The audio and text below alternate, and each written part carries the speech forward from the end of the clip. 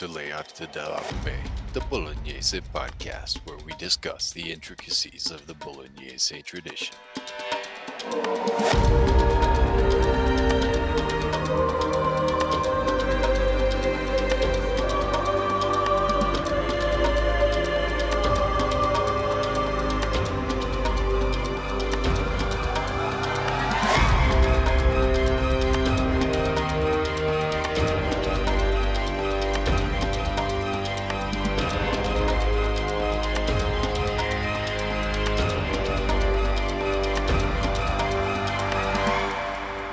Steven, happy St. Petronius Day. Hey, happy St. Petronius Day, Joshua. Yeah. And to all of our Bolognese fans out there. That's right. So for this episode, it's October 4th, as you, the listener, are going to be experiencing this episode. And we wanted to give you a special episode for St. Petronius Day that is on the history of the city of Bologna. So you ready to get into it, Steven? Yeah, so just so everybody knows, St. Petronio is the patron saint of which Italian city? Ding, ding, ding. You guessed it. The city of Bologna. That's right. All right, so let's dive into this. So I'm going to start out with a little bit of ancient history. Bologna begins as a Bronze Age settlement somewhere between 3,700 years ago. The settlement flourished and really took shape in the 9th century BC. The early inhabitants of Bologna were of the Villanovian culture, until the 9th century when the Etruscans appeared and took over the city. They called it Velsna, or chief town. So, if we start calling each other chief, then that's appropriate. Sounds good by me. Yeah. Then in the 4th century BC, the Gaelic tribes of Boy conquered the city, and renamed it Felsina, and mingled with the Etruscans. All right, so I guess I'll take the next part then, yeah? Yeah. All right, so this is on the Mediterranean, and so you know who's coming, right? Yeah. That's right. Yeah, it's inevitable. The Romans. It's inevitable. Okay. The Romans really wanted their piece of Bologna, or as they called it, Bononia. Guess what the first thing the Romans did when they got to that spot was? Conquered. What would that be? They conquered. They came. They built a road. That's right. Okay. That road, as you will be hearing about over and over in Maestro Wars, is the Via Emilia. And that's the big highway on the Po Plain on the south side. So that's going to connect Modena, Bologna, Imola, all those places. All right, so it was born in the same year that it was founded, the Via Emilia, 189 BC. And because the Romans were big on doing things the correct way, the old city was destroyed, and then they put the new one in. Oh, and then there was a new one put in later after a fire in 69 AD to make it a true Roman town. So like a lot of the old Etruscans, they built it on the Oppidum, I believe they were called. And then it became a true Roman town. I believe the heart of the Roman town is the same as the main square now, Piazza Maggiore, which is just Italian for main square. All right. And so then once the Romans come and they settle down, we know who's coming next. That's right, Jesus. And the teachings of Jesus came into the area, to a large part thanks to the Christian martyrs Agricola and Vitale, who were totally welcomed by Diocletian with martyrdom and infinite fame. And so they put their remains in the church of St. Stefano, not to be confused with the city's church of St. Petronio. Big rivalry there later. Yep, we'll get to that. Yeah, they knocked down a temple of Isis to do that. And so the stage was set for St. Petronio. Yeah, so then this is our introduction of St. Petronio. So he comes in and ends up becoming the patron saint of the city of Bologna because he built the church on top of the temple of Isis. And that's why we're celebrating this special episode. There we go. Yeah, that's why he's love significant. Goddess. Yeah. I guess he's the love saint. And of course, now that we've talked about Rome, we have to kind of talk about the fall of Rome because everything, all the stability and structure that the Romans come and build gets torn down in 476 AD with the Ostrogoths. with the Germanic invasions that leave Bologna as a heap of ruins, or at this point, Bononia. In 726, the Lombards come down and occupy the area and hold it until 1046 when the Franks invade northern Italy. And then that's when we have our friend Charlemagne come down and get crowned Holy Roman Emperor. He gives the city to the papacy as a gift, and it would remain under their dominion off and on until 1860. Now let's talk about the single most important thing that happened in Bologna. All right, so this is an important thing to recognize is most cities kind of arise due to some sort of geographical factor, right? Venice arises because they're on a lagoon and basically they can ignore everybody. Genoa's got its great harbor. Rome controls a crossing in the Tiber River. Milan is in the middle of a plain. Bologna, it's nowhere special. It's just one more of a gazillion little towns on a plain. But the thing that separates Bologna is that some dude who happened to be Bolognese went down south to learn some law, down I think in Naples or Salerno, and then decides to come back and start teaching law. And not just law, but the theory of law. And this is a really big deal at the time because different peoples are living under different laws but all living together, and it's a huge giant pain in the ass. And people are trying to combine all of the different laws so everybody can live under one law, and they need to have people who can talk about the theory of the law. And from this, what is born, Joshua? The University of Bologna. That's right. Woo! Woo.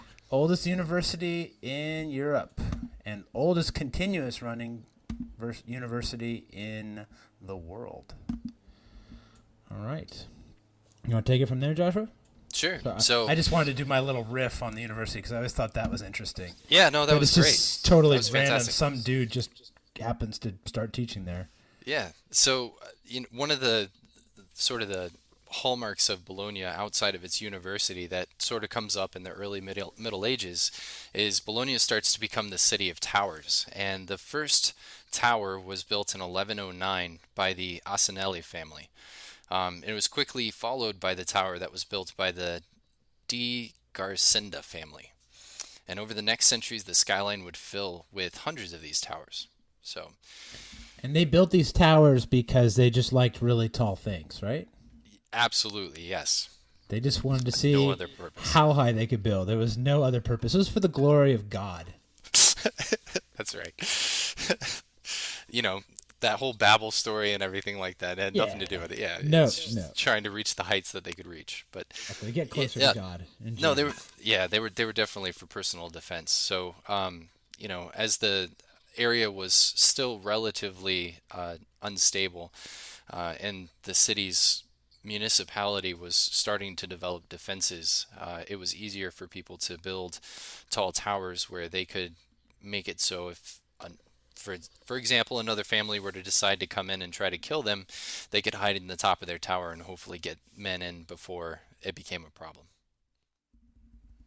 Right, and so there ended up how many of these towers in Bologna? 118. 118 towers, and this is a city about 1 square mile large.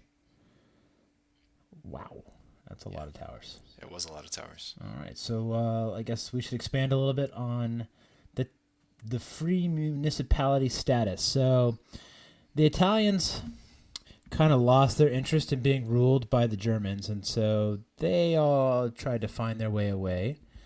And this is where it became a free municipality, free from the normal governance of the Holy Roman Empire, or at least not part of any larger unit. I think that's what that was, right?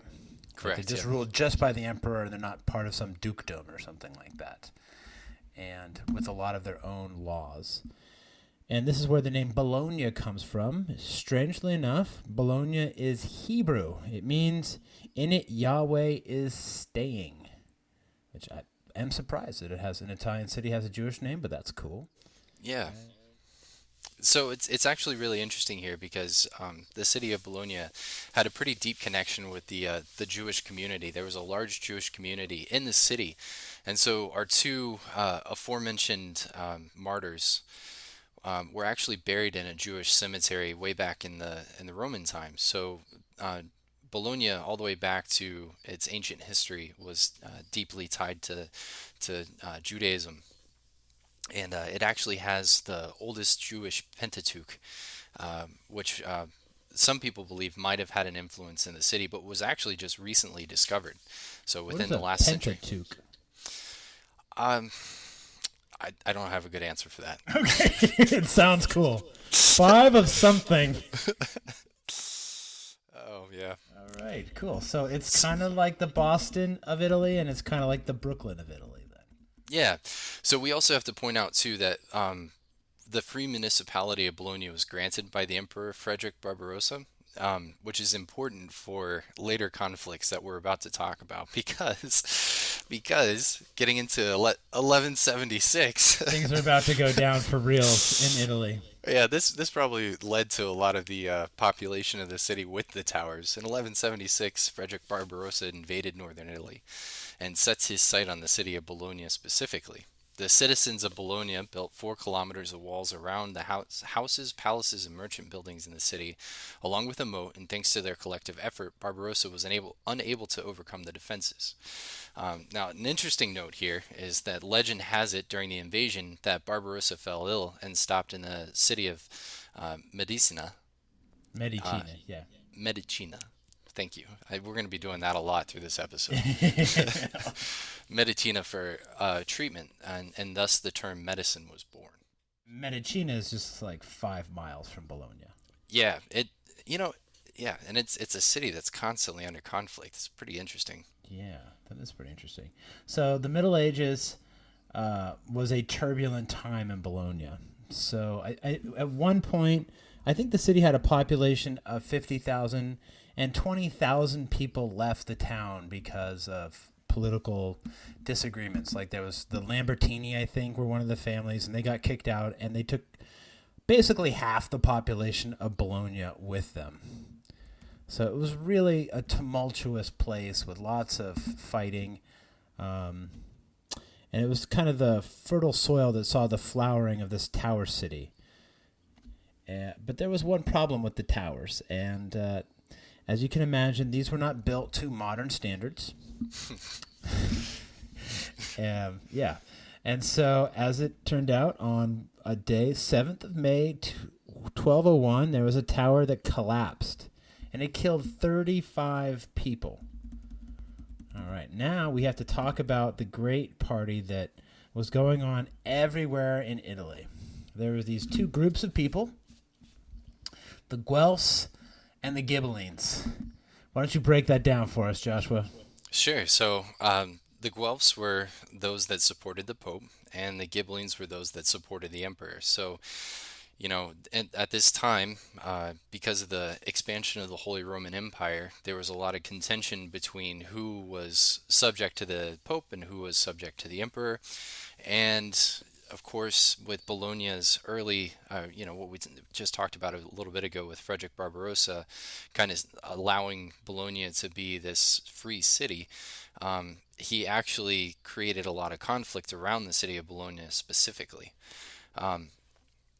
So this conflict brought the city of Bologna into direct contention with its neighbor Modena, which was heavily favored towards the Ghibellines, and the territorial boundaries that were set by Frederick Barbarossa. The Modenese, with their backing of King Enzo of Swabia. So remember that name because he's going to be important. The son of Frederick, the son of Frederick II, squared off with the Bolognese in the locality of Fosalta, near the Panaro River, which we're going to be spending some time at the Panaro River in our second episode. Yeah, very important river. Very, and more in this episode too. There's a lot of conflict there. There's a lot of the Panaro River. Yeah. So, and who won? So the Bolognese troops actually managed to take the day and capture the emperor's nephew Enzo, or King Enzo, during the fighting. Yeah, and to sort of add insult to injury, Frederick II of Swabia, the current Holy Roman Emperor, desperately tried to negotiate a ransom with the Bolognese, but being a They're banking stubborn city. bastards. Yeah, and being a banking city, the Bolognese were like, yeah, we know about how much this guy's worth. So they refused to accept. And when the emperor tragically passed away in 1250, all hope of ransom for King Enzo of Swabia vanished, and he lived the rest of his life in a magnificent palace that the Bolognese people built for him, which eventually became the town hall of the city, Palazzo Re Enzo, located in front of the Piazza Maggiore. And I just want to riff on the Guelphs and the Ghibellines a little bit because there's something super Italian about it. All right, so when you look at which cities are Guelph and which are Ghibelline, what you'll find is that in every area, the dominant city is always Guelph because the Guelph basically said we want to have maximum power to do what we want. Now, the cities around them didn't really like the emperor. They didn't really want the emperor there, but they were more afraid of the big city being swallowed up by the big city. So, for example, Modena wasn't like, ooh, we love Frederick Barbarossa and the German emperor. They were just more afraid of Bologna than they were of the emperor. And so a lot of Italian politics is basically medium-sized fish trying not to be eaten by big fish, and big fish saying that they should have maximum power to eat all the fish that they want. And so the big Guelph cities are like Milan, Florence, and Bologna, because they're all the dominant towns in their neighborhood. And usually the towns directly next to them are all Ghibelline. Yeah, and there's definitely a class aspect to this as well, where a lot of times the Guelph cities were the more affluent cities, and Right. they remained Guelph because they were going to pay their indulgences to the Pope and to the Church anyway. Whereas the Ghibelline cities were like, well, we need the protection, so we would rather rely on a foreign power. But as we'll kind of see as this overall history progresses, some wealthy cities did use the lure of the emperor as a way to kind of centralize their own power. Right, and Ghibellines were also represented the urban, or not the rural nobles, the ancient landed nobility, while the Guelphs were usually allied with the burghers, who had lots of dough. And as it turned out, the Ghibellines tended to be a little bit better at fighting, as you'd imagine, than the guys who were great at making money. That's right, yeah. So to continue on our timeline here, in 1256, Bologna was the first municipality in the Italian sphere to abolish slavery and serfdom. Woo! Yeah, which is pretty cool. Go Bologna. It was also in this century that the city expanded significantly, and as a result, a new set of walls were built to encompass the expansion, which ballooned to 60,000 inhabitants, making Bologna the fifth largest city in Europe at this time after Cordoba, Paris, Venice, and Florence. So that's Wow. yeah, it's pretty amazing stuff. That was its heyday. Yeah, and to sort of facilitate this growth, Bologna started construction on its dynamic canal system, which helped it become the largest textile industry in Italy, right up there with Milan. I mean, it was kind of neck and neck. At any time, either of them could be producing more. Um, and the canals, which we'll talk about later in the episode, were fed by estuaries of the Reno and Savina rivers, which flow basically north and south of the city of Bologna. Um, and these canals continued to grow until they reached a network of 80 kilometers of waterway, providing hygienic solutions for its citizens, mechanical power for its economy, and commuter options. And then Commuter options. I love that. well, some of them did, right? So it's actually really interesting because we'll talk about we'll talk about why some of the canals were not good for commuters because I can just Dead dogs. yeah. But yeah, so in 1271, speaking of dead dogs, in 1271, they passed their first hygiene control measures, forbidding throwing carrion dogs, manure, rubbish skins, and excrement into the canals. So I guess the really interesting point about this entire thing, though, is that the size and dynamism of these canals actually allowed the city of Bologna, which is completely landlocked and isn't necessarily like connected to these rivers in a geographically close way. Like they had to really work to divert these rivers. We're actually able to build a navy And in 1271, they fought a naval battle with the Venetians over trade lanes in the Adriatic Sea. Wow. So they had a navy on the rivers in Bologna that went out into the Adriatic. Yeah, so they what basically what they did. So the Reno River feeds into the Po River, and so they went out of their canals, up the Reno, down the Po, and then fought the Venetians at the mouth of the Po River. Have we done an episode on that yet? Oh, yeah, we were definitely doing an episode We on have that. to do an episode on that. That is so cool. I mean, I think the super cool thing about this is the guy that they beat is actually Jacopo Dandolo, which is freaking badass. Because if you know anything about Venetian history, you know he was a badass. So Oh yeah, that's right. The Dondolos they're the ones that took over Constantinople, I think, right? they But were yes, we should probably not. Yeah. so All right. So put in the comments if you want to find out more about these river battles between Bologna and Venice and other maritime and naval topics, because this is an interesting thing. I think something I never really thought about. yeah. So then in 1280, a few kind of like interesting points about this is in 1286, Dante Alighieri came to visit the city, probably for university studies, and it was an experience that he memorialized in his Inferno, Canto 31, where he remembers the Garciadina Tower, which is one of the first towers that was built. Later in 1320, Petrarch visits the city for his legal studies at the University of Bologna. Yeah, we And should also note Dante pointed out that the Bolognese had, I think he said, the best accent in all of Italy. yeah, it's really interesting because in kind of like compiling some of this research too, Stephen. One of the interesting things that I found in like 1700, this kind of related to this, but there was there was a guy who was, I think it was a famous writer, and he talked about why he kept going to the city of Bologna to write, and he said that Bologna had the most beautiful women in Europe, and that's why he kept going to Bologna because he said Wow. yeah, Sounds that like a was great interesting. reason to go. All Yeah. right, so can I talk about the bucket? Yeah, talk about the bucket. All right, guys. So this is a pretty epic moment in Bolognese history, and this is about the War of the Oaken Bucket. That is a bucket made out of oak.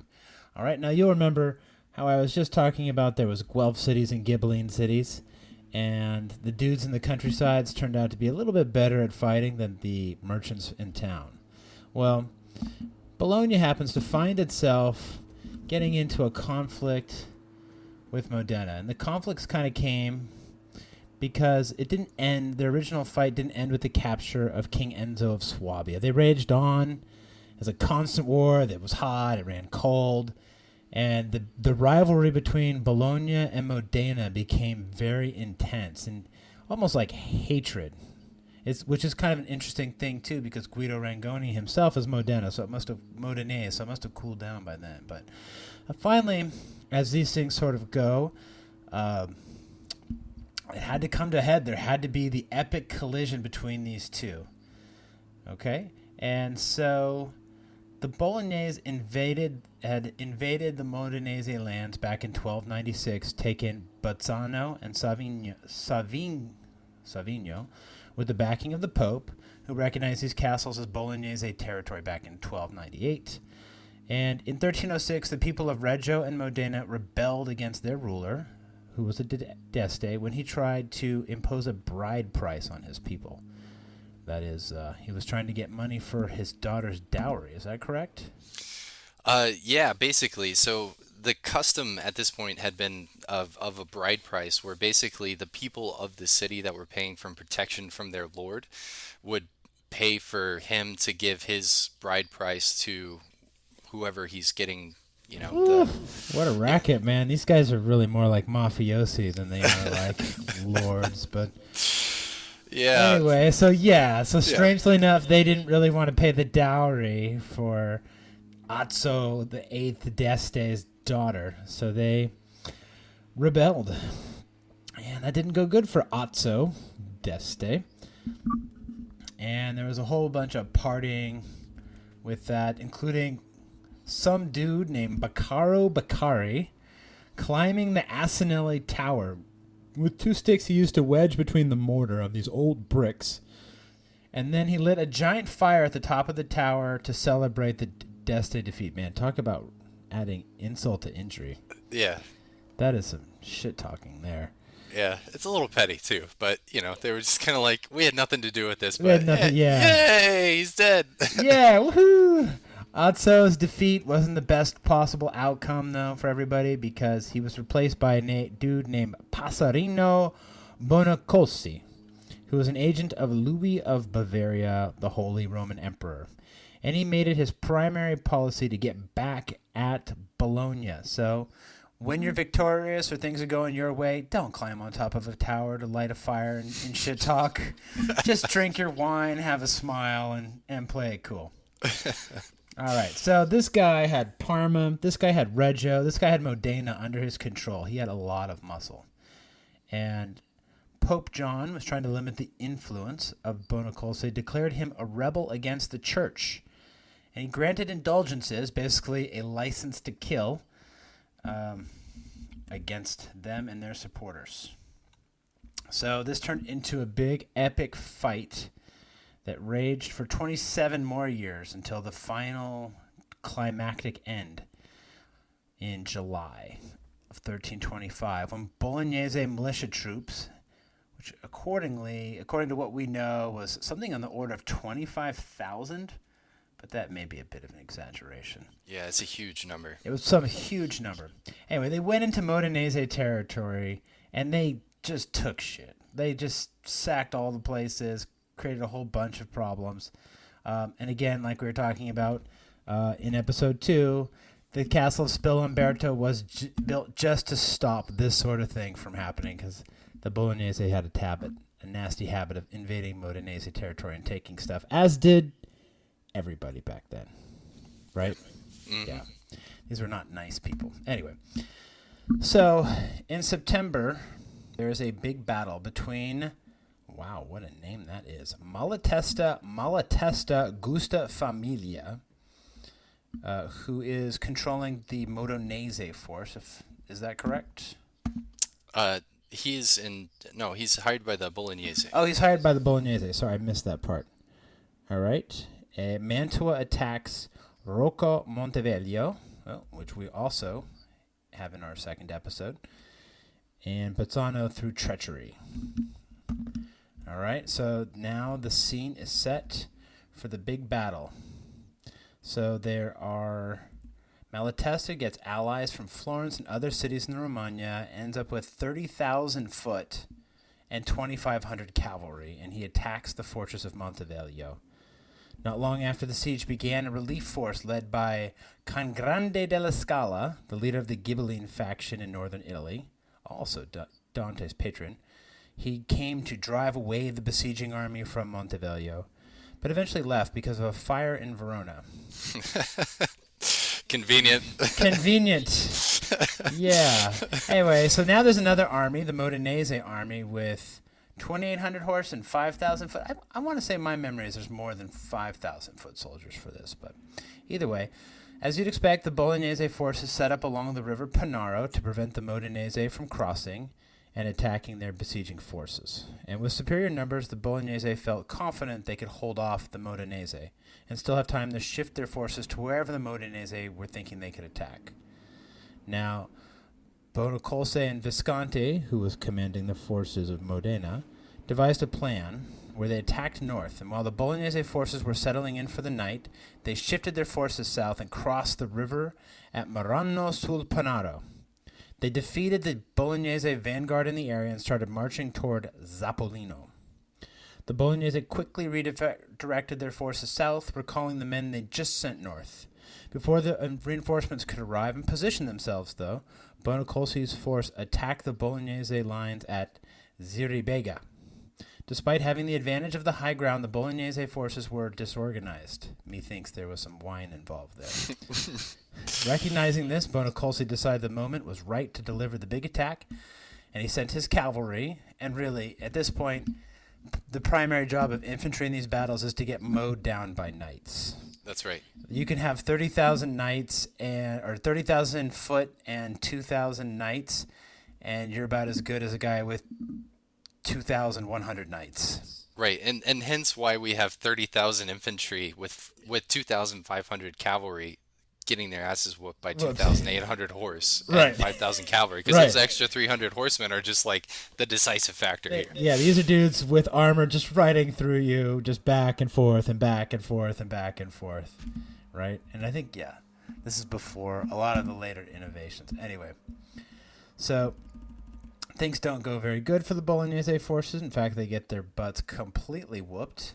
And within hours, they were utterly routed, and the Modenese troops chased them all the way to the walls of Bologna. They took the castles of Crespellano, Zola, Samoja. Ooh, we got to remember Samoja. Anzola, Castelfranco, Piumazzo, another one that shows in ours, and Chiusa. Wow, they got all the way to Reno on the Castellecchio. Yep. Which controlled the canals that controlled the water into the Reno River, which we also talk about in episode 2. However, the Modenese didn't besiege the city of Bologna because they just didn't have enough dudes. Bologna is a big city. I think by now the walls were about 10 miles around or something like that, some ridiculous distance. So it's just too big for such a small force to besiege. So they leave. They throw an epic party just to talk shit. Yeah, before they leave, they throw an epic party in front of the walls of Bologna. Of course. Of course. Where else are you going to throw it, right? Yeah. Yeah. And they have this epic party, and they take out their final prize. And what is their final prize, Joshua? The oaken bucket. Yes, they take a bucket, which the people of Modena now still proudly display in their town. Never underestimate just how much pride these Italians can take in little shit that they did 700 years ago against a rival town. Yeah. How many times do you think that Guido Rangone took one of the Bentivoglio to go see the bucket? Let's drink from the bucket, shall we? Hey, guys, you want to meet me at the bucket? All right, so now let's talk about this is sort of now becomes a bad time for Bologna.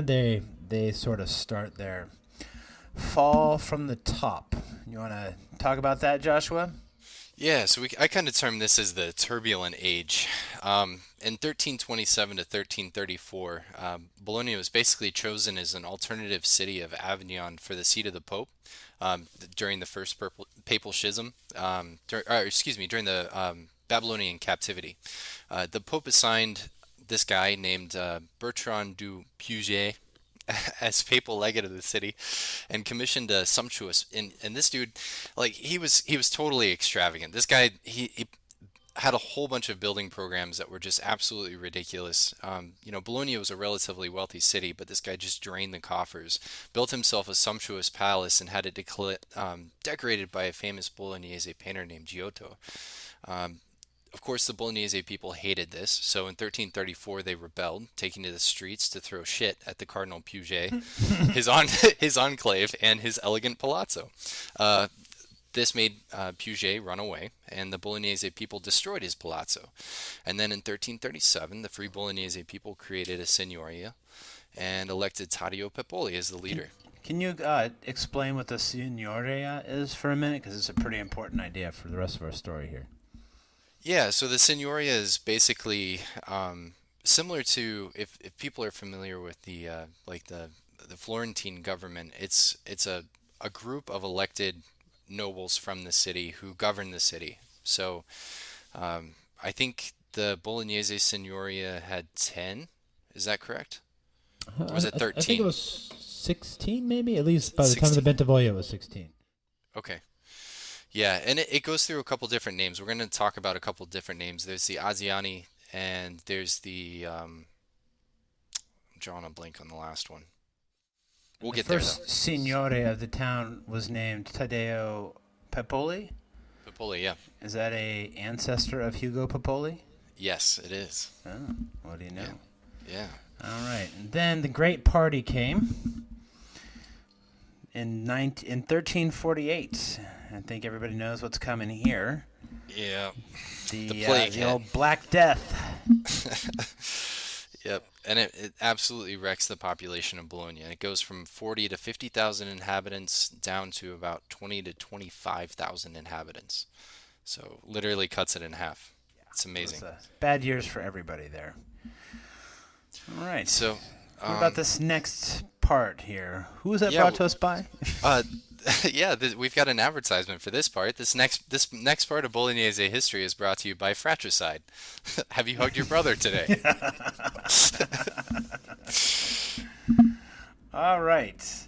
So to make matters worse, in 1350, the city was invaded by Archbishop Giovanni Visconti, the Lord of Milan. The Pepoli incited a rebellion in the city, but that didn't work out so good. As a matter of fact, the Visconti put it down, but they were so hated by the Bolognese people that the Visconti had to build a hanging fortress. What is a hanging fortress, Joshua? All right, so basically what this fortress looked like is they hung two beams between the Asinelli and the Garacinda towers in Bologna and built a bridge across and then built a fortress, like a tower fortress in the middle of this bridge that they built above the people so they couldn't be reached by the citizens of Bologna because So that's they how were bad they loved. were hated. They were loved. Yeah. Yeah, they Wow. were enormously That despised. is some epic level of hatred. Yeah. So, Well, I guess they probably didn't weep for the Visconti when the Sforza replaced them. Anyway, because of its enormous... it was described in a contemporary chronicle to be a bridge suspended between two impregnable towers with the fortress in the middle. Because of its enormous size, one of the towers started to lean. I mean, it was an Italian tower after all. And so they had to lower the height of the Garizenda Tower to 48 meters. In real measurements, I think that's about 130 feet. real measurements. Right. So that way it could continue to support the Visconti's little hotel in Bologna. Right, and it was originally 60 meters tall, so Right, that's so they had that's to a knock- significant change. They had to knock 40 feet off that thing. So Matteo II was originally the Visconti lord in charge of Bologna, but in 1355, his loving brothers, Bernabo and Galeazzo, invited him over for dinner, and they served him, it looks like, poison. He seems to have disagreed with the poison and decided to go to that big meal in the sky. So the lordship of Bologna then passed to Bernabo Visconti, who was probably not much loved. And they now had the whole of the Visconti holdings in northern Italy. And it was declared an imperial vicar under his control by the Holy Roman Emperor. So he had a big fief that basically was most of northern Italy, probably about as close as northern Italy, ever came to being united under a single polity. Yeah, and this is actually really important for the rest of the history that we're going to talk about because basically the history of Bologna from this point forward until the fall of the Visconti is going to be the Visconti coming back to claim their lands, which were decreed by this imperial vic when they were declared as imperial vicars over northern Italy. And the Bolognese, they just love this, right? They loved being one of the domains of the Visconti. Yeah. So, yeah, well, it's interesting. About half the city did. Half the city thought they should be. Yeah, half the city. So that's what leads to a lot of this conflict is that half the city of Bologna wanted Milanese control, and half the city they had basically their own miniature Guelph Ghibelline split Inside within the city. city. Right. Yeah, it's pretty trippy. So, beginning in 1367, as a result of Ghibelline underpinnings, Galeazzo and Bernabo fought a series of battles with the Pope. Before the conflict ended, and instability of Romagna morphed into the War of Eight Saints in 1375. Do we know why that's called the War of Eight Saints? No. No idea? All right, well, it's a cool name. It is a cool name. We'll have to look into that. This opens up the tale now for the return of a Bolognese control of Bologna. Would you like to talk about that for us, Joshua? Yeah, so hold the War of Eight Saints in your mind because it's going to be important for what we talk about in the history before. But to talk about the rise of the Bentivoglio, before we kind of get into that, we have to talk about the origin of the Bentivoglio. So there's a legend that Ghirardelli actually refutes. He says it's not true, but apparently the Bentivoglio were pretty proud of it. So we're just going to run with it in this series, and we're just going to, because it's fun, right? Yeah. Yeah, yeah. So legend has it that a young Bolognese lady by the name of Lucia de Viodola was courted by the imprisoned Hohenstaufen king Re Enzo, our friend from earlier in our story, after his capture. And the story has it that he wooed her with the phrase Bentivoglio, or "Well, I want you." And that's not, well, I want you. It's, I want you bad, baby. And thus the name Bentivoglio was bequeathed to their love child. It's a good story. Yeah, it is a good story. And that's where we get the name Bentivoglio from. So, sort of continue on from the War of Eight Saints in 1376, the Bolognese revolted against papal rule and joined Florence in the War of Eight Saints, which Florence and Milan at this point were fighting, a pretty heavy, very passionate war. And so the city, once this had happened, the city set up a new constitution and established hereunto recognized civic liberties, which were actually recognized by Pope Gregory the 11th in 1377. Of course, for an annual fee, because, you're the Pope. Hey, it's expensive running. Well, freedom is expensive, right? Yeah, it's like, exactly. you guys want to be free? Okay, well, why don't you just pay for it How on a much is it monthly worth to basis? you? Yeah, Exactly. $15 a month, whatever. This city was firmly rooted in the idea of keeping power among the Society de Note, or the Four Noble Guilds. And the Note were, so this goes back to the university, and it also goes back to the canals. So there were notable families that came up, and there were merchant guilds that were seen as being higher than other guilds. So there was basically a tier system within the city based on what guild you were in. And the note, or the note, were the lawyers, the cambiatori, which were the Good. bankers, the drapieri, which were the cloth merchants, and the arteserica, cerisa, Sorica. Sorica. Okay, I was right the first time. This is first. Trust your instincts, Padawan. Or the silk merchants. So basically, lawyers, bankers, cloth merchants, and silk merchants were first-class citizens in Bologna. In 1395, Pope Boniface IX conferred the office of vicar upon the Gonfalonieri and Asiani of Bologna for 25 years. So basically, he said, I will let you keep this government running for 25 years, and we'll see where it goes, right? And then in 1398, the Visconti fortress hanging between the Asinali and Garisenda towers was burned down, and of course sad. the people of Bologna celebrated the destruction of a symbol they associated, with Visconti tyranny. They weren't too upset about it. But some of them actually were upset. So at this time, the city was divided into factions. The Scarcesi, who took their name from the checkerboard pattern of the Pepoli's coat of arms, because Taddeo Pepoli was the first sort of free leader of the city. And this group stood for Bolognese independence and the inclusion of the lower classes. And then there were the Maltraversi, who would rather see a foreign power rule the city than submit themselves to the rule of their social inferiors. Sound like great guys, right? Sounds vaguely familiar. So this is a little bit like Rome with the populares and the optimates. It's the same kind of lower orders versus the snobs on top. Yeah, but those two factions are actually super important to remember as we continue through the story. So another thing to kind of keep in your mind hole as we continue on. All right, so I guess let's talk about Giovanni I Bentivoglio. All right, internal strife within the Holy See of Rome prevented the papacy from reclaiming Bologna. And in 1401, Giovanni I Bentivoglio, who was a member of the Society of Lawyers, was put in power by the Duke of Milan.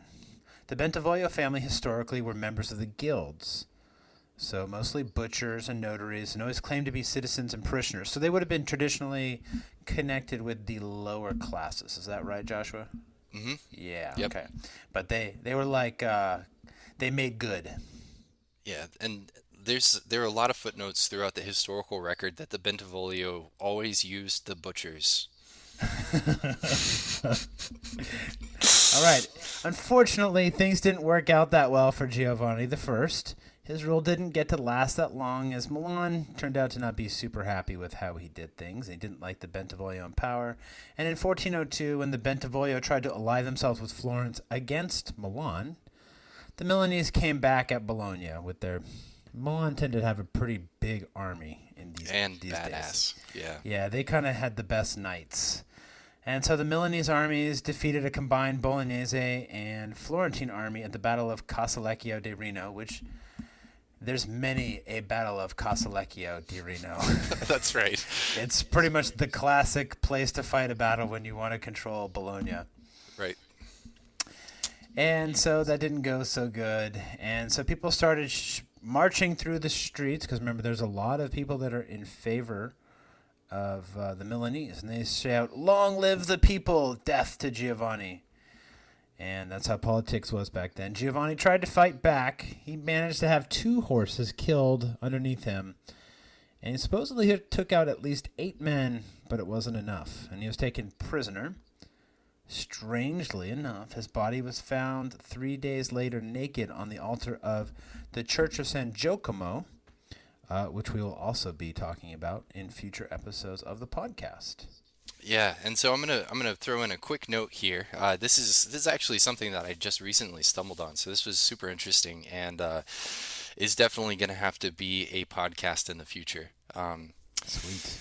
So the overthrow of the Papal Maltraversi faction in Bologna that allowed Giovanni to take power was perpetrated by Lanceolato Beccaria, one of the knights of renown that Fiore de Libre mentions in his text as being one of his students. Lanceolato entered the city. I'm just going to call him Lancelot. Took the piazza of the Palazzo del Comune and then repelled a sortie by the Gazzadini and the Maltraversi aligned factions. So the Gazzadini were the other sort of family in power at the time. They kind of shared power with the Bentivoglio until this happened, and then the Bentivoglio were sole regents. But after securing the city for Giovanni, Lancelot stayed on in Bologna in the Bentivoglio's service as the captain general of the Bolognese forces. He fights this really torrid back and forth campaign against Albricio de Barbiano in Romagna, before Muzio Attendolo Sforza comes to the aid of the Bolognese, and the tide of the fight shifts against the Visconti in favor of the Bolognese. And then together... Oh, keep going. I was just going to point out that Museo Attendolo Sforza is the great-grandfather of Hannibal and Hermes Bentivoglio and the great-great-grandfather of Guido Rangoni.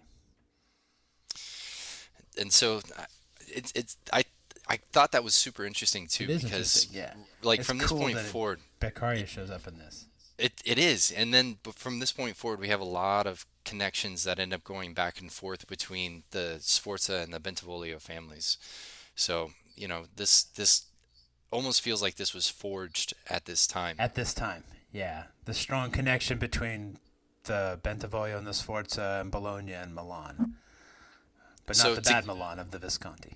That's right. The good Milan of the Sforza. The good Milan of the Sforza, I guess. Yeah, sort of. We'll put an asterisk. So together with Sforza, Beccaria squares off against the full might of the Visconti army and another famous knight of Fiore's patronage, Galeazzo de Mantua, at Casalecchio del Reno. Wait, at where? At Casalecchio. Another battle at Casalecchio di Reno? No. This is the same battle. So this is all. Sorry. Yeah. So this is the consolidation. This is basically like a very Backstory. brief. Yeah. Well, it's kind of like. Yeah, I see it now. Okay, got it. Yeah.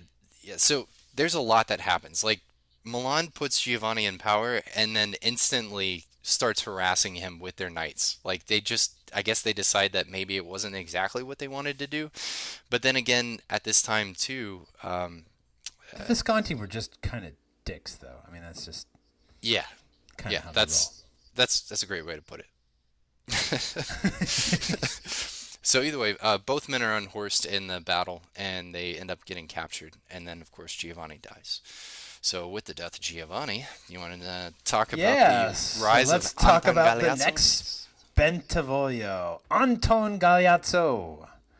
10 years later, in 1412, Bologna was again under the direct rule of the papacy. Oh, they managed to switch. The son of Giovanni I, Anton Galeazzo, was in the city where he worked hard to maintain the family's reputation and status in the wake of his father's death. Being a good Bolognese boy, Antonio Galeazzo attended the University of Bologna, where he earned his doctorate in civil law. From 1418 to 1420, he was a lecturer at the university. Funny story. Anton and his buddy Gaspare Malvezzi both liked this chick named Francesca Gozzadini. Now, when a boy really likes a girl, sometimes that girl ends up with a baby in her tummy.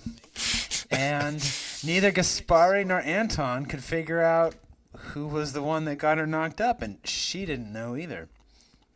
So they decided to roll a dice. And Anton won and got a son out of the deal. And so when Francesca gave birth to a son, he was given the name of Hannibal Bentivoglio. Later in 1420, Anton would finally marry Francesca Gozzadini. In the year 1414, during the Great Papal Schism, Anton Galeazzo was one of the lawyers that traveled to the Council of Constance, where the anti-pope, and that's basically just a dude who thinks he's pope when he's not pope, was John the 23rd. And when John the 23rd's lieutenant in Bologna was driven from the Palazzo del Comune, he found refuge in the Bentivoglio family palazzo until he could be safely brought out of the city. Later in 1414, Anton Galeazzo rides out to meet with the most famous condottieri of that age, a man by the name of Braccio da Montone. Now, good for Anton Galeazzo, he was friends with Braccio da Montone, which is probably the best thing to be with him. And they were close friends.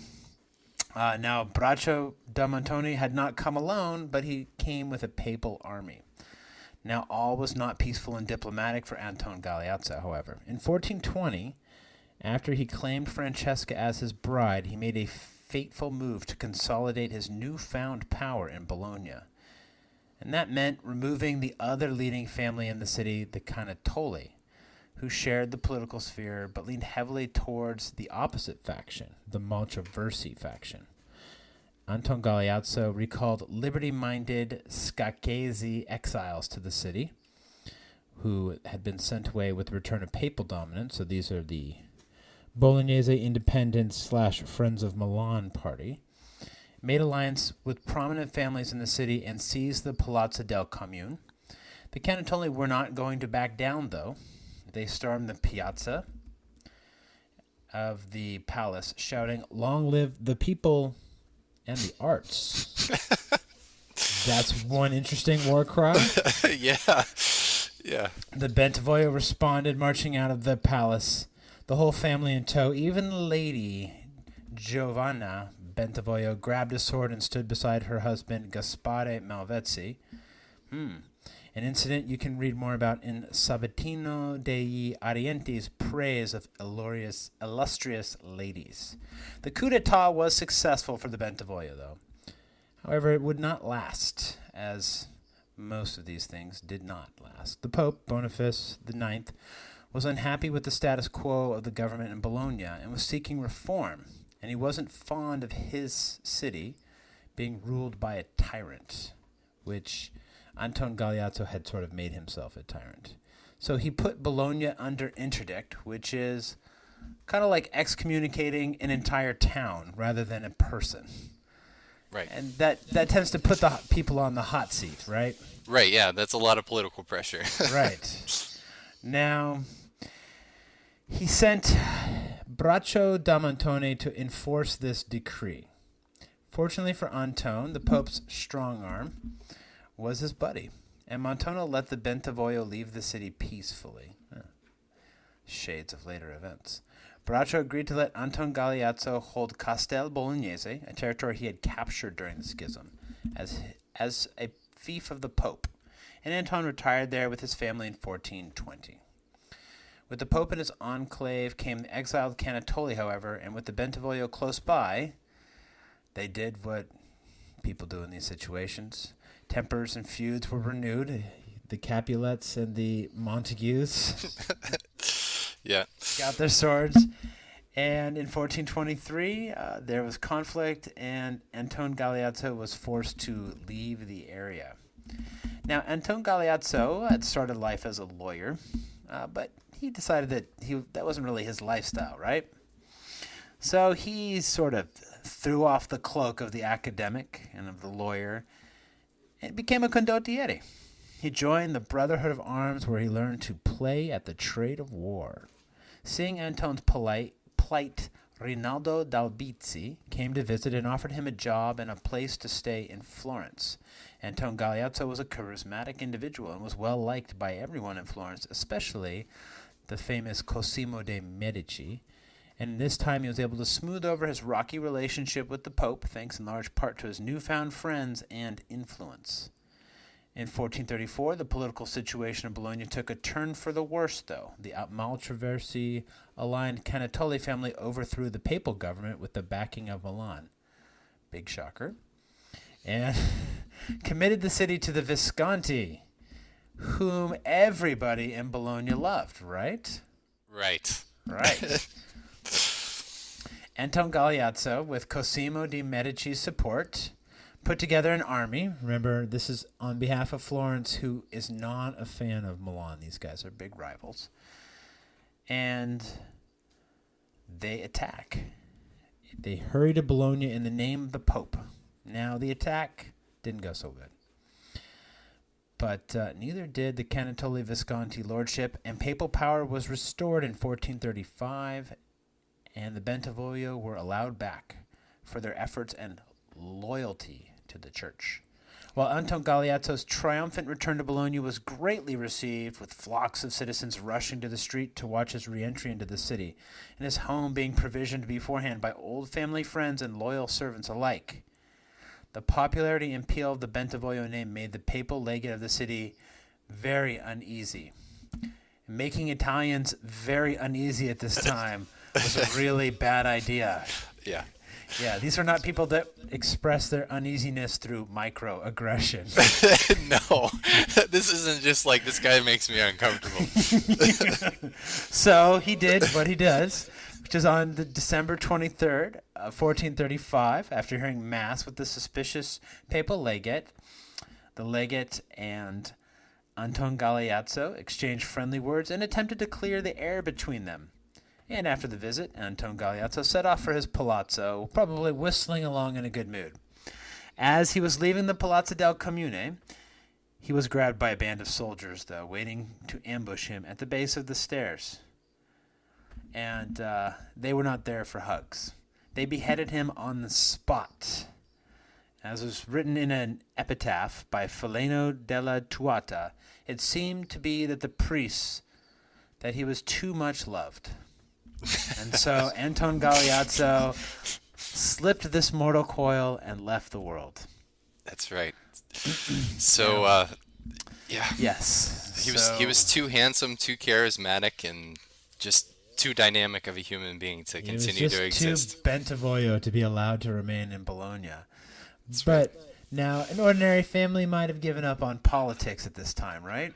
That's might right. have thought, we'll head out to the country, we'll do some farming, put our feet up, drink our wine.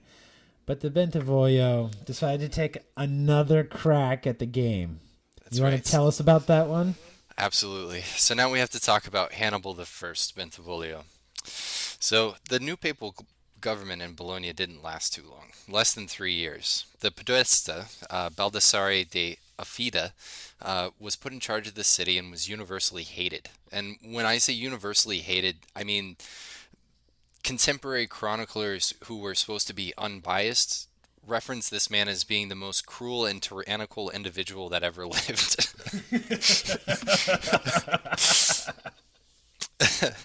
So, the Bolognese allies in the city decided to take action, and on the morning of 1438, Raffaello Foscari rode out of the city to meet in secret with Gerardo Rangoni, You might remember that or be familiar with a name like that, right? That's Guido Rangone's great-grandfather, Lord of Spilimberto. They agreed to send letters to the condottiere, Niccolo Piccanini, in Milan, or Piccanino, excuse me, asking him to come to Bologna to avenge the death of Anton Galeazzo and help them reestablish a citizen government. So Piccanino agreed, and on 20th May 1438, the Bentivogli, many of whom were, again, butchers, opened the gates of the Porta Stra San Donato and let Piccanino's army into the city. The papal enclave in the city offered little resistance, and on June 1st, the city was liberated. Piccanino took possession of the Palazzo del Comune. Yeah. And Raffaello Foscari was named governor of the city. Once Piccanino left the city, Foscari and Rangone called on Hannibal Bentivoglio to return to the city, which he did in 1438 with characteristic aplomb, to the cheers of massive crowds of the excited Bolognese citizens. The 25-year-old Hannibal took after his old man. He was handsome, he was charismatic and charming, and spent the last 3 years fighting under the Angevin banner in Naples, proving his valor as a condottiere. He was the leader the Bolognese people wanted, needed, and they bestowed upon him the title of Gonfaloniere of the Azziani. And they all lived happily ever after. That's right. Everything went well, and Bologna became a paragon of peace. And the Bentivoglio lived in peace in Bologna for forever, right, Joshua? Yeah, so the good feelings didn't last. What? As Raffaello Foscari didn't really see Hannibal Bentivoglio as anything more than a soldier, and he wanted to have a majority say in the decision-making of Bologna, but... Wait. Raffaello Foscari had an idea of who he thought would be a better person to run Bologna? Well, himself, of course. Naturally. So, to foment these assurances, Foscari demanded that Hannibal marry his daughter, even going so far as to say he would send him back to grooming horses as a soldier of fortune if he didn't comply. So not only insulting Hannibal, but also insulting his station as a condottiere to the point where he was nothing more than a groom for the condottiere he was serving, which is pretty harsh. Hannibal didn't take that too well. He responded as any Italian gentleman of the age would. He and 15 of his close compatriots went down to a cafe near Foscari's house. And then when they saw Foscari take to the street, they went out and shared a few pleasantries and then murdered him. Sounds like something right out of The Godfather. Yeah, so afterwards, he went home. It's your shine box. Yeah. He went to Piccanino's representatives in Bologna and laid low for a while, unsure of how the Bolognese people would respond. But, fortunately for Hannibal, he was handsome and charismatic and charming, and they really loved his dad. So the Bolognese people basically decided that instead of holding Hannibal accountable for Foscari's murder, they made Hannibal a hero for killing Foscari. It's not entirely inaccurate. Right. They accused Foscari of attempting to become a tyrant. So, just to make sure the coast was clear, Hannibal went to meet with Piccanino, and that meeting went well. So well, in fact, that in the following year, in 1441, Hannibal married Donina Visconti, a cousin of the Duke of Milan. For the Bentivoglio of Bologna, a new era was about to begin with the backing of Milan and the return of the city's first family. Life and liberty seemed to return to Bologna at last. Have you heard that before? So now is when they live happily ever after, right? Yeah.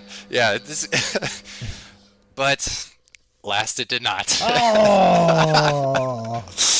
Bologna became the inconsequential focal point of northern Italian politics in 1441. So Filippo Maria Visconti had extravagant dreams of uniting northern Italy under his banner, or at least under the banner of Milan, while the other great powers, namely Florence and Venice, did everything they could to curb his ambitions. Right, so this is basically all of Italian history is this like triangular circle jerk between these three powers, and the moment one gets any juice, the others team up against him. That's right, yes, yep. One rises and the other crabs pull him out of the bucket, right? Yeah, so recognizing Bologna as the keystone in this conflict and further Milanese expansion, Filippo Maria made a power move and sold the right of overlordship to the Pope, which basically meant that if Florence or Venice decided that they were going to try to take the city of Bologna, then they would have to fight both Milan and the Papal Enclave, which they definitely did not want to do. So, and of course, he vowed to always be the protector of Bologna if any enemies, namely Florence or Venice, should approach. So, this new arrangement was the leverage that Niccolo Piccolini needed to make himself Lord of Bologna, because when he was in the city, he was like, man, this city's super nice. You guys got canals and running water. I wonder who should run the city. Guess his name rhymes with Ficinino. So he struck a deal with the Pope in secret, and in March of 1442 entered the cities to start sowing the seeds of a coup.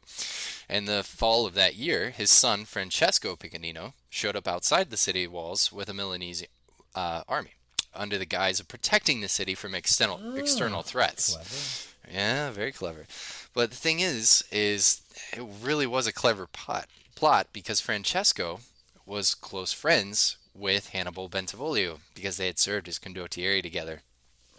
So, Francesco came to the walls of Bologna and was pleading that he was ill and asked to be allowed to enter Bologna because at this time, cities didn't allow condottieri to stay within the cities because in the 1300s there was this thing where when they let these condottieri armies into their cities, next thing you know, the condottieris were the lords of the city. Yeah. It's probably a pretty good policy to keep the mercs on the outside of town. That's right. So they made them stay outside of the city walls. So they allow Francesco to come in, and while he's in the hospital, Hannibal and his fellow Bentivoglio go and visit Francesco every single day in the hospital to make sure that he's well. It's at this point that the young Piccolino told his friends that he needed a change of scenery, that the air of Bologna wasn't agreeing with him. Sounds familiar. And asked them to join him at San Giovanni in Prosciutto. Marozzo's hometown. Yeah. So Romeo Pepoli, Giovanni Fantuzzi, Gaspari Malvezzi and his son Achilles, and Hannibal Bentivoglio accompanied him to the country estate. When they arrived, Piccolino's men had Hannibal arrested, along with Gaspari and Achilles Malvezzi. Ooh, maybe it was like some BDSM thing. Yeah, maybe. Clapping them in chains. Yeah, maybe. Probably not, though. Kind of the suspicious thing here is that Pepoli and Fantuzzi were allowed to return to Bologna. Well, there goes that theory then. So, this is where the story gets, crazy. Super crazy. You want to take it from here? Yeah, I was hoping I'd get to do this part. All right, with the arrest of Hannibal, Niccolo Piccinino declared himself the Lord of Bologna in the name of Pope Eugenius IV, and he garrisoned the gates of the city with loyal Piccinino soldiers from his son's army. Meanwhile, Hannibal was thrown into the dungeons of Castello Verano in Parmese territory. That's the area around Parma where the prosciutto comes from. His companions Gaspare and Achilles Malvezzi were kept in a different castle, so the prisoners couldn't conspire with one another. Well, these Piccininos are no dummies. On May the 10th of 1443, Genesio de Borga San Donino came to Galeazzo Marascati with news of Hannibal. Genesio knew the castellan of Varno personally, and a few days prior, while Donino was visiting his friend, the castellan, he had sat down and they had played a game of chess together with the captive, while the jailer slept in a nearby room. Hannibal had asked Donino to tell his friends in Bologna that he was in Verano, in chains, and he needed their help. Marascati got the details of the fortress of Verano from Donino and the nature of the surrounding countryside, and he got two of his close friends to help him rescue Hannibal. Their attempt failed. Undeterred, Galeazzo was a pretty badass dude himself. Galeazzo Marascati started recruiting men for a second attempt. He convinced his brothers Taddeo and Genesio and two other well-known cloth merchants from the city, Giacomo Malavolti and Michele da Logano. The fifth person in their party was Guido Rangoni's grandfather, Gerardo Rangoni, who joined them on the road to Parma when they passed through Modena. So it's these five guys are going to plan to break into this castle and free Hannibal Bentivoglio. They hid on a chestnut wood under the cover of a storm. Then they crept to the wall with a ladder that they had pilfered from the local monastery, and they used a makeshift rope that Galeazzo fabricated and scaled the walls of the fortress. Genesio was the first to breach the wall. He climbed down to the main gate and opened it for his fellow conspirators. They made it to the Castellan's tower, but they hadn't brought a thief with them, so they couldn't pick the lock on the gate. See, those rogues are useful to have in any party. Always bring a lock-picking tool. Always bring a rogue. Yeah. And so they were forced to wait until dawn. With the sun creeping slowly into the sky, they were alerted by the sounds of the Castellan calling to his watchwarden to open the gate. Galeazzo leapt out at the watchwarden and strangled the man until he passed out. They left the warden with Michele de Lejano as the other 4 conspirators climbed the tower. But when the man came to, the guy that they had choked unconscious, because they didn't kill him apparently because they were nice guys, he cried out, and then Lejano had to put a dagger in his throat, which he probably should have done in the first place. The Castellan was waiting in his chambers to be attended by his warden when he ended up being attended by Galeazzo Marescotti, sword in hand, along with Rangoni and the other Marescotti. The Castellan surrendered, and they bound up his hands and his mouth, very important, and feet, then hurried down into the cells where they found Hannibal Bentivoglio. Marescotti lifted Hannibal in his arms in a big embrace before the others came in, and they released him from his fetters, from his chains. The conspirators quickly rounded through the Castellan's towers and collected the rest of the guards, binding them up and bringing them to the women's quarters where they had the Castellan and the dead watchwarden. Realizing they couldn't escape the fortress in daylight, they laid low in the room while they awaited the cover of darkness. So they're, if I understand this correctly, chilling out in this fortress with a dead dude and a bunch of captives. And these guys are such slackers that nobody bothers to come and investigate. Yeah. Wow. I guess it was. Well, I guess the watchtower, or I guess the Castellan's tower, was something that basically had its own unique garrison. So they were basically left alone because nobody thought that somebody would get that far. Okay. All right. So when the hour of Angelus came, they rang the bell in the tower, then removed the clapper from the bell so no one could alert the watch after they left. They told the remaining prisoners that they were taking the Castellan and one other from them as hostages, and if anyone raised the alarm, the 2 men would be killed. They managed to escape the fortress, but they were then held up by the swollen Taro River at Fornovo. Right, so the storm that had covered their entrance was now holding them back. Out of necessity, they had to let the hostages go, and they forded the river, but that was a pretty tough thing for Hannibal. Hannibal hadn't been well taken care of. He hadn't been well fed as a prisoner, and so he was pretty emaciated. And he pretty much used the last of his strength to make his way across the river. For the remainder of the trek through Parma, the conspirators would have to take turns carrying Hannibal on their backs. Needing rest, they stayed in a peasant's hut, after explaining to the family that they were soldiers in Piccinino's army. The next day, they were able to procure a horse and at last made it to Spilamberto, that is, Guido Rangoni's future house and Gerardo Rangoni's house at the time. Also, the would-be base of the attack in 1507. There they sent letters to the leading families of Bologna telling them of their success. All the leading families of Bologna rallied around Hannibal, including the Canatoli, and together they shouted, "Viva la libertà!" They stormed the Palazzo del Comune where Piccinino presided. Piccinino's men barred the doors, and they started raining a hail of arrows into the piazza.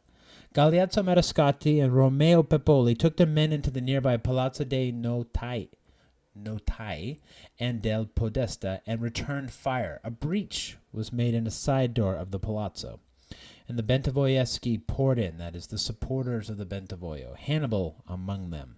They overpowered the Piccinino's guards, and the crowd erupted in a great cheer. Then started demanding that Hannibal throw Francesco Piccinino from the top of the tower. But Hannibal refused this request, citing his friends the Malvezzi, who were still in custody. And then they lived happily ever after. That's right. Right? That's right. Always. Yes. Always. No. Hannibal immediately reached out to Cosimo de' Medici to ask for protection, and on July of 1443, Venice, Florence, and Bologna signed a pact cementing a 5-year league between the three cities, guaranteeing their mutual defense. Among other notable acts, Hannibal recalled all of the Canatoli exiles for the help the Canatoli family provided in ousting Francesco Piccinino. So there's nothing like a foreigner coming and taking over Bologna to get the people forgetting their little differences, right? That's right. At last, with the city reunited, they removed the last of Piccinino's forces from Bologna, and then they got ready for the backlash. The outing of Piccinino and the deal struck by Hannibal, reshuffling of the northern alliances, was met with measured vengeance by the Visconti forces. Luigi del Verme had a fairly sizable army in Castel San Pietro Terme, just a few miles southeast of Bologna. And after receiving the news of Francesco Piccinino's capture, he moved on to Medicina. Remember that place with the good medicine. That's right. Then to Cento, where he tried to capture Ludovico Bentivoglio, but failed, thanks to the heroics of one Alberto Pio. Then he went on to Manzolino, Piumazzo, and Castelfranco Emilia. Hannibal rode out of Bologna, where he was met by an army of Florentine and Venetian allies, among them his friend Gerardo Rangoni. They moved to cut off Del Verme's aggressive raid and finally met up with him at Castel San Giorgio di Piano on the morning of August 14th. The battle would last the entire day. Del Verme had 3,000 cavalry and was faced with an army of about 7,000 mixed units of Bolognese troops and their allies. Del Verme's captain, Paolo de Roma, is forced to retreat at the head of Hannibal's assault, and a second squadron of Del Verme's cavalry is blocked by Pietro Navarino. His army crumbling, Del Verme rushes to the heart of the battle, but even his presence is not enough to inspire his failing troops. He fights one-on-one with Simonetto de Castel San Pietro, but he can't overcome him. So Del Verme takes to his heels and flees. All told, the Milanese has 2,000 of their horses captured, 236 men worth a ransom captured, and 11 condottieri captains, along with their entire baggage train. Now that Milan has fairly been beaten in the field, the Visconti opted to consolidate their losses and exchanged prisoners. On the 20th of August, a Bolognese enclave met with their Milanese counterparts on the border of Bolognese territory and Modena. Along which river? The Panaro. The Panaro River. Francesco Piccinino was handed over for Achille and Gaspare Malvezzi. The moment Achille's foot touched Bolognese soil, he shouted, "Sega, Sega, Sega," to proclaim the triumph of the Bentivoglio. Peace prevailed in Bologna. Until the weathering of time and the tedium of peace rekindled old feuds. And here to tell you about it, Joshua Wiest. So the Canatoli became jealous of the favor that Hannibal had showed toward the Mariscalco. No. Yeah, I know. Jealous? Jealous. Yeah. You know, how un-Italian of them. They were like, but you invited us back, and we were supposed to be the second family. We were supposed to do this together. And then, but you keep, favoring the guy of who literally Who saved you rescued from prison. So they got a little upset. So, Hannibal recognized this, and he tried to make peace because he seems like a pretty good leader, right? So in a gesture of good faith, Hannibal stood as sponsor for the infant of the son of Francesco Ghiselleri, a member of the Canatoli faction. After the ceremony at the cathedral, Hannibal moseyed down to the street, arm in arm with Ghiselleri. They headed to Francesco's house, where the Canatoli were hosting a banging after party. Something behind them caught Hannibal's attention. He turned to look over his shoulder and saw armed men were following them. Then he pulled away from Ghiselleri, ran at his attackers, but he was stopped by a dagger that was plunged into his chest. Baldassarre Canatoli pulled the dagger free and thrust it into Hannibal's chest 2 more times for good measure. Then a moment later fired off an arquebus to signal to the rest of the Canatoli faction that Hannibal was dead. Murder and mayhem ruled the streets of Bologna once again. a story as old as time. No kidding, man. So when the shot rang out, Galeazzo Mariscotti and his brothers were ambushed, and all three of his brothers were killed, but Galeazzo was able to fight off their attackers and escaped. He managed to rally the Anziani and bring the measure of control back to the city, which was actually pretty amazing at this point, because he literally convinced them that, as chaotic and as much killing as was going on, they still had control, and they believed him, which I don't know why. But so he was able to reassure him, and then they rang the bell of San Giacomo, rallying the Bentivoglio to arms. The people of Bentivoglio took to the street, shouting, "Death to the traitor who slew our sweet Hannibal."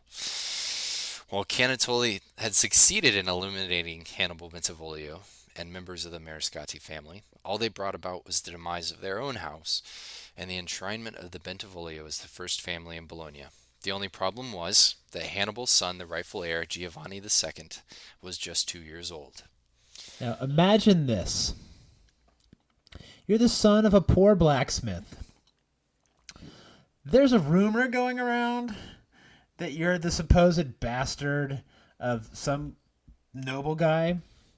But it's just a rumor. Yeah. Right? Right. And then one day you're just taken. Yeah. A guy in a cloak shows up and puts you on his horse and says, "We're going to take you to a tailor." Right. It's like the beginning of a fantasy novel. It is, yeah. So in 1445, the improbable became the possible. The son of a poor blacksmith, the supposed bastard of Ercole Bentivoglio, the brother of Anton Galeazzo, was put in power in Bologna. Sante was born to a poor Tuscan girl in the village of Papi, where he was fostered by Angelo de Cassese. Yeah, Cascese. But whatever, it's a hard one to pronounce. That is a really hard one to pronounce. All right, so the story goes that Ercole Bentivoglio was serving as a condottiere for the local count, Francesco Guidi, and had a son with a girl in the nearby village. And it was later adopted by the Cassese family. I'm just going to run with that. When the Count Francesco Guidi was forced to flee his castle in Castino, he took the young boy Sante with him, which was kind of suspicious, right? Like, I mean, he just goes and grabs this young, like, poor blacksmith kid and, like, "You're coming with me. Come on, dude. Come on. The Dark Lord is coming." So the Count told them the story of his patronage, and they were struck by how much. He when he was in Florence, he ended up actually meeting a contingent from the Bentivoglio who were visiting the city, and the Count told them the story of his patronage, and they were struck by how much he looked like his father. Hannibal, who is now deceased, but at this time, they were back in the past, even came by to see the boy and promised him that one day he would find his rightful place in Bologna. So when Sante and his and the Count returned back to Papi, Sante ended up getting this really awesome apprenticeship with this guy Nunzio Solosme. It was a wool merchant. Yeah. How do you say that? I think it's Solosme. Solosme. All right, so Solosme, but whatever. So, and it was Solosme who put the boy back at work with Neri Caponi, Cosimo de' Medici's biggest political rival in Florence. Neri denied having any knowledge of Sante's patronage, but it was speculated that he was trying to leverage the boy in case he ever became politically relevant. So, it's believed that Neri groomed Sante, believing that having a son of Florence at the head of Bologna would fulfill his greatest foreign policy ambitions. Now, this is where this gets really suspicious, right? Because he's kind of like the universal spider of Florence, right? Okay. Even though Cosimo de' Medici is kind of like the guy, Neri is kind of running this sort of side quest on his own. That's just to make Florence like the single greatest power. So every once in a while, Neri and de' Medici end up working together, and sometimes they end up butting heads. And a lot of times it's butting heads. But Neri he's a pretty powerful dude, and the fact that he grabs hold of Sante and then just starts grooming him, highly suspicious. Very suspicious. It's quite a power play. Right, so this became reality in 1445 when a Bolognese envoy named Ercole de Ascoli arrived bearing the credentials of the Sedici and told him he was taking Santi to Bologna. Sercola was a loyal servant of Anton Galeazzo and had narrowly escaped his master's assassination. He was always and would remain a loyal servant of the Bentivoglio. He was basically their guy. He was a spy, a diplomat, and a knower of secrets, and he was well aware of Santi's ancestry. Are we gonna ever find out more about this guy? Oh yeah, we're gonna talk about this guy. Really cool. Yeah, All right. yeah, because I mean, I think we probably need to do an episode going deeper into Bentivoglio history than this goes. Yeah. Because, Okay, cool. but yeah, we do need to talk more about this guy because he even stays on under Giovanni until his death. Oh yeah. So We definitely got to hit that. yeah, so Santi didn't want to leave Florence. I don't want to be a prince.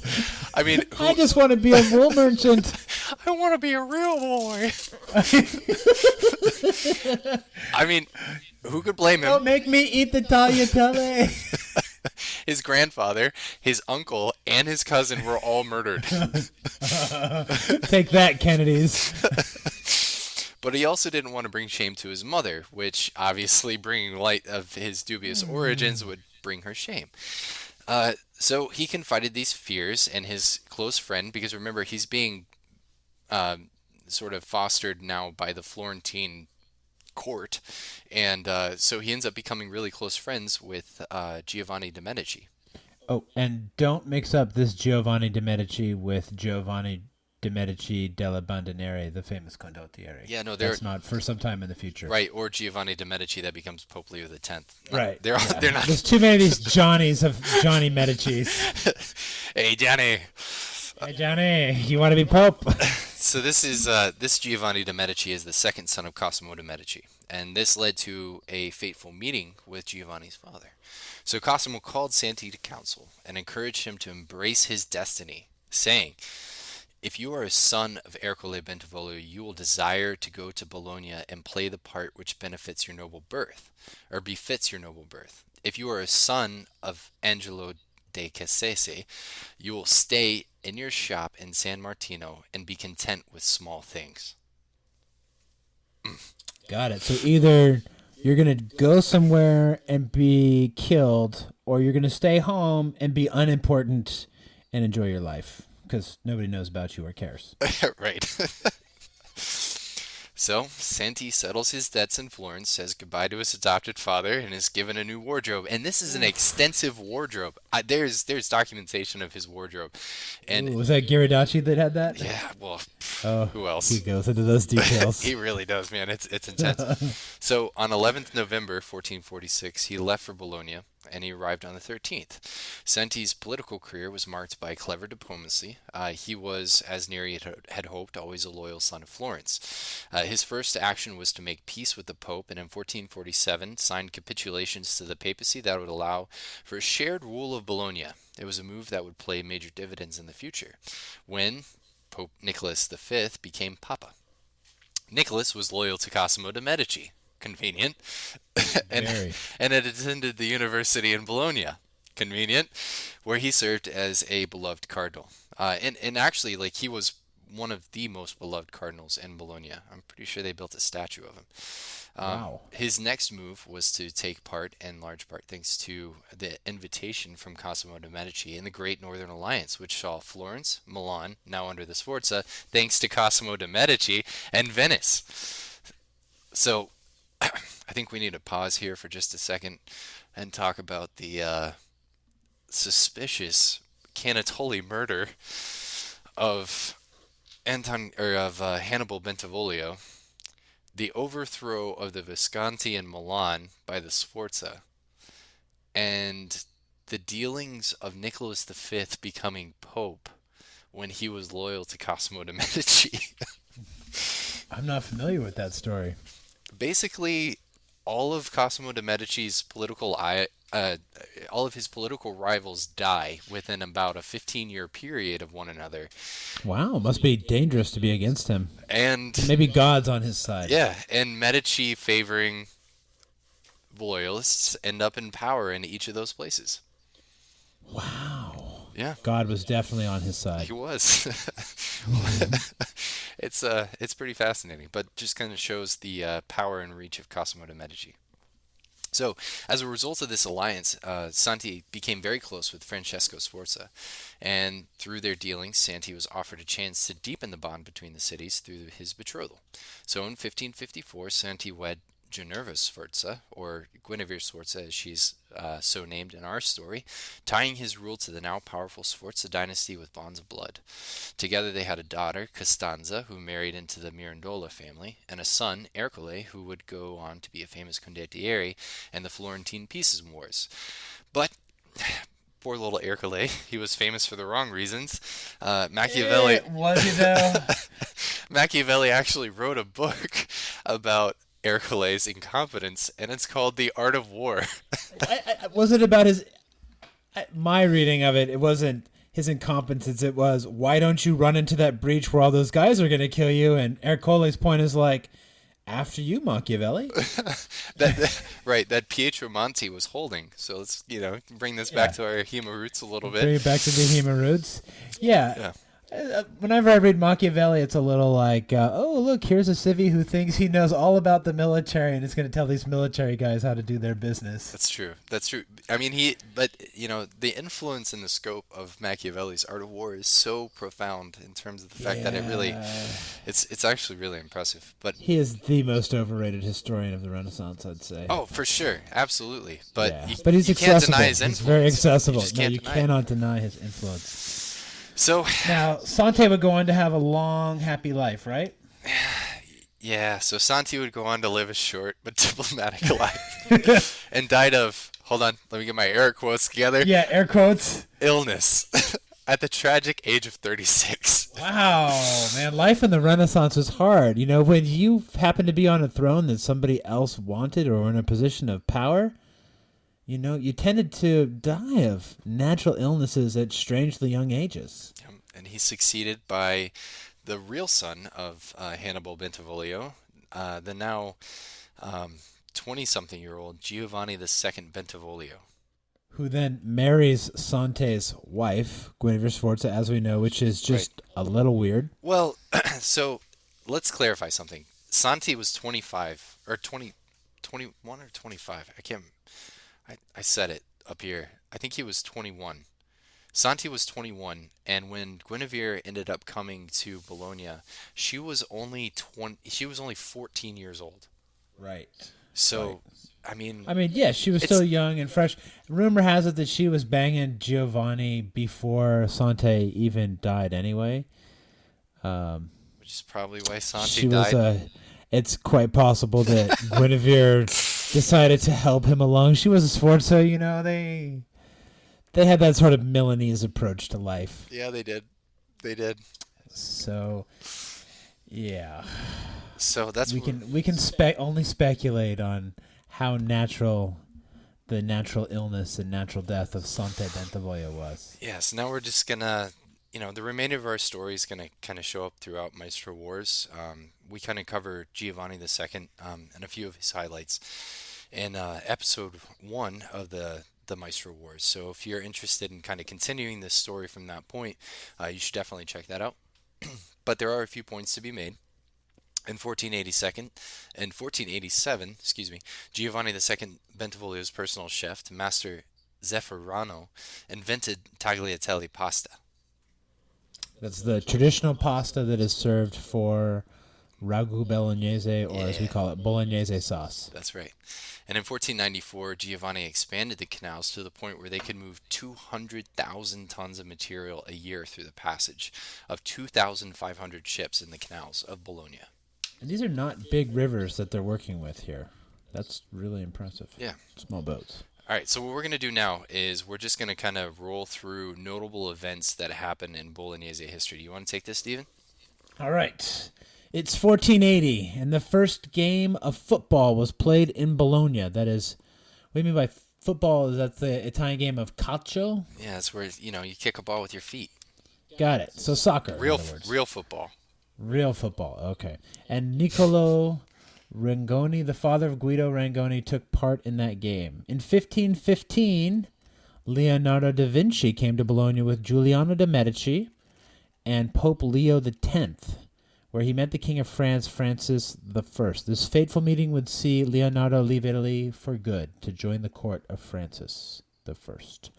On the 14th of December, 1566, the famous Fountain of Neptune was completed. It had taken 2 years to dig and construct the massive cisterns that fed the fountain. In 1585, Giovanni Popoli, the cousin of Fabio Popoli, Giovanni della Gocchie's patron, was murdered by the Inquisition as a warning to the Popoli family. Hopefully they got the point. In 1662, tortellini and the cello were invented by aspiring Bolognese minds. And in 1770, Amadeus Mozart moved to Bologna to begin his musical studies. In 1796, Napoleon decided that Bologna would become the capital of the Cisalpine Republic. One of Napoleon's nieces would marry into the Popoli family. In 1815, with the fall of Napoleon, the city returned to the papacy. Sad. Yeah. In August 1848, the Bolognese drove out the Austrians. Then in 1860, the city was annexed by the Kingdom of Sardinia, which in 1861 would become, the Kingdom of Italy. In 1887, an archaeological expedition in the city identified that there were 180 medieval towers in Bologna. Unfortunately, this expedition was a result of rapid progress, and the city decided to destroy 3 such towers as a result of the survey. The early 1900s would see more expansion and more destruction of historical landmarks. The base of 8 towers were destroyed by 1914. In 1909, the Bologna Football Club was founded. Ducati Motorcycle Company started in Bologna in 1926, and in 1963, Vroom Vroom Lamborghini was founded in Bologna. All right, let's talk about the gates of Bologna. Yeah. Because much of the story is going to revolve around these gates. Yes, it will. You want to just... You want me to just go with this? Sure, yeah, hit it. All right, sure. All right, we have the Porta Castiglione, also known as the Canals Gate, because the Savena Canal, which was the hydraulic power source for the city's economy, used to flow right beside the gate, before flowing then into the town. It was built in the 12th century, rebuilt in the 1400s, styled as a maculated rampart. We have the Porta San Stefano. Hey, real quick, let me define what a maculated rampart is for people. So basically, a maculation is a floor opening between the supporting corbels of a battlement through which stones or other materials such as... So you could drop stuff. Yeah, you could drop stuff. Boiling water, quicklime, raindrops, hot sand, on my head. can be dropped on the heads of defenders. Yeah, so or attackers. You mean? Yeah, attackers. Yeah, don't be there. Built in the 13th century, the Porta Santo Stefano was severely damaged during the siege of the city in 1512, when Cardinal Giovanni de' Medici was besieging the city before the daring Gaston de Foix swooped in and forced the papal forces to flee. Oh, Gaston! The Porta Maggiore, that is Italian for main gate. The Gate of Honor, this is the gate that guarded the Via Emilia, that's the big highway that Bologna is on, and was the main triumphal passageway into the city. It was a gate of kings, of popes, and of condottieri. Located where the Strada Maggiore, that is Main Street, changes into the Via Mazzini. It was first erected in the 13th century and further fortified by Pope Julius II in 1507. I wonder why. I wonder if it had anything to do with those pesky Bentivoglio or that pesky Guido Rangoni. We have the Porta San Vitale. That's the gate to Ravenna, Romagna, and the Adriatic. It was built in 1286 with an adjacent barracks and a tower. No real cool stories come to mind about that one. We have the Porta San Donato. This gate led to the entrance of the university portion of the city. It was built in the early 13th century. It was equipped with a drawbridge until it was sealed in 1428 but reopened in successive decades. It was flanked by a maculated tower. So who wants to stand under there? We have the Porta Mascarella, the gate that represented the former medieval walls of Bologna, first erected in 1300. This gate once had a drawbridge until the 15th century when it was sealed. The tower of this gate had a maculated rampart. The Porta Galliera, the hostile rock gate. This gate protected the road leading to Ferrara. In 1330 to 1333, Cardinal Bertrand de Pouget ordered that a castle should be built to further bolster the defenses of this gate. Porta Lame, first constructed in 1334, this gate had two drawbridges, one for carriages and one for pedestrians. It was located on the Via Lame, where it meets the Via Zanardi. Again, no particularly striking, cool stories about this one, but we do have lots of good stuff about the Porta San Felice, the War Gate, the Bolognese Gate opening to the west to their good friends in Modena. That was the main passage for armies leaving the city to fight in northern Italy, traveling by the Via Emilia. It was erected in the 13th century with a maculated tower and drawbridge. It went through further defensive reinforcement in 1508. Can't understand why. Wonder why. Inside of the gate were the city's barracks and attack house. Right, so this is the main gate on the west side of town, and the Porta Maggiore is the main gate on the east side of town. We have the Porta Saragossa, the Pilgrim's Gate, or the Holy Gate, because in the 17th century it was the final stage of the pilgrimage towards the sanctuary of the Blessed Virgin of St. Luke, where parishioners could conclude their journey from Rome in Colle della Guardia. This gate was constructed in the 13th to 14th century with a drawbridge and a corresponding moat. We also have the Porta Sant'Isia and the Porta San Momolo, ancient gates which once belonged to the third circle of the city's defenses and were part of the ancient city walls built in the early 13th century.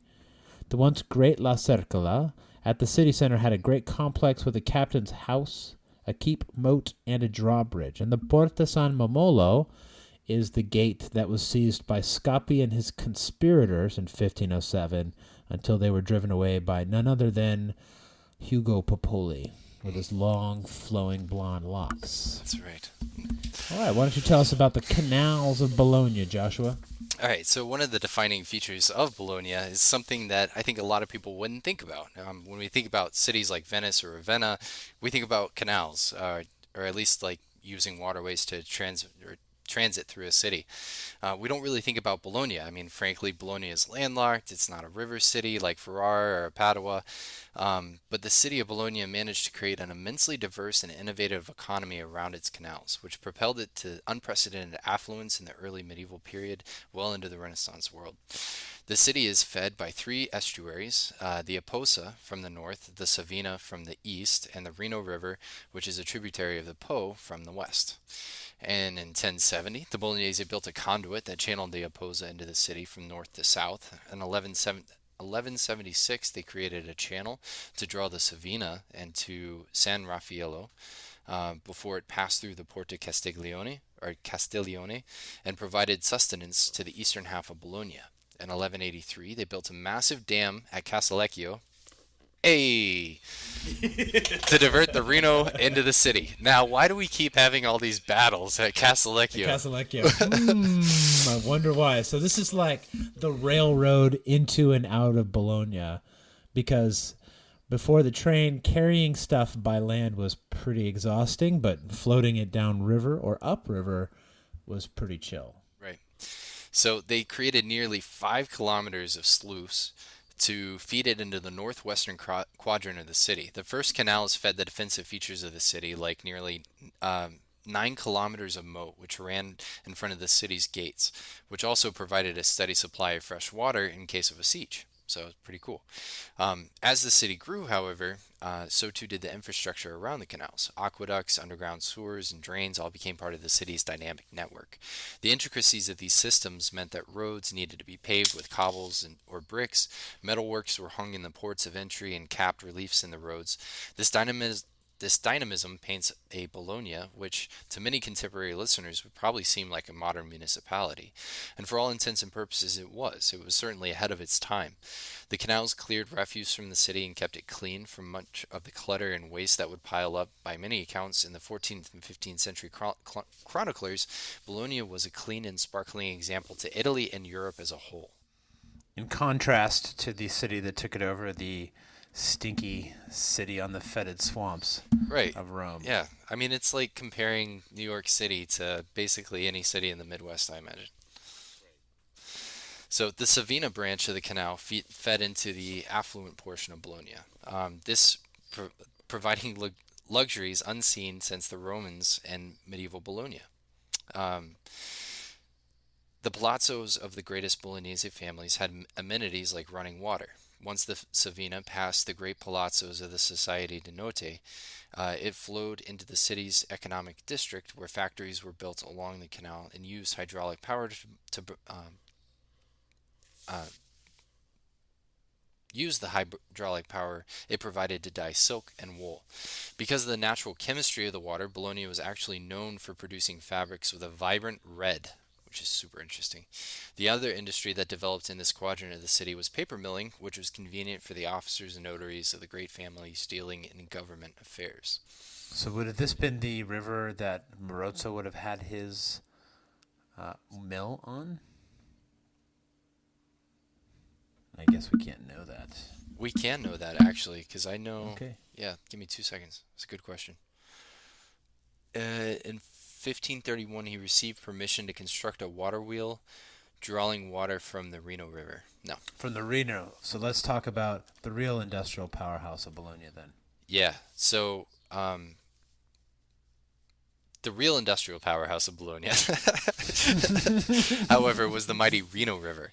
Entering the city through the Porta La Grada, the massive canal entering the city cut into 2 channels known as the Sega della Agua and the canal, Cavadizzo. The canal Cavadizzo went north and east. The other, the canal della Moline, also went north, but was a pet project that the Millers had built because they wanted to also tap into some of the power of the Reno River, which was, of course, was the most powerful of these.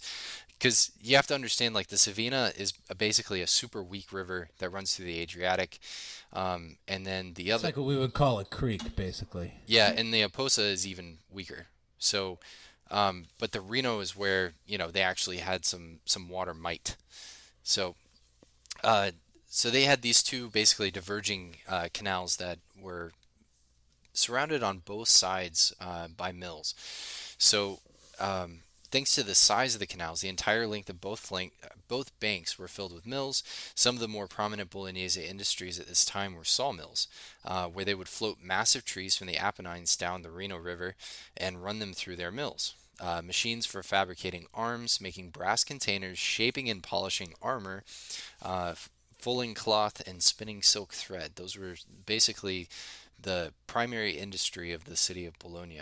Those things right there. So sounds like it was like the industrial era already in Bologna. Exactly, and we're talking 1400s. Mid 1400s, yeah. The magnificence and unparalleled power of the canals awed the Holy Roman Emperor Frederick III when he visited the city in 1452. And, of course, the Bolognese considered their canals and the industries that developed around them a closely guarded state secret. An example of this was when 2 men in 1538 tried to export some of this mill technology to Trent and were executed for treason. Oops. Yeah. So that's kind of the... Wow, that's that is a deep dive into the history of Bologna. Yeah, all in honor of our friend St. Petronius. That's how we do it here on L'Arte dell'Arme. That's right. So I guess we hope you guys enjoyed this St. Petronius Day episode, and we hope you have a wonderful St. Petronius Day. All right. Take care.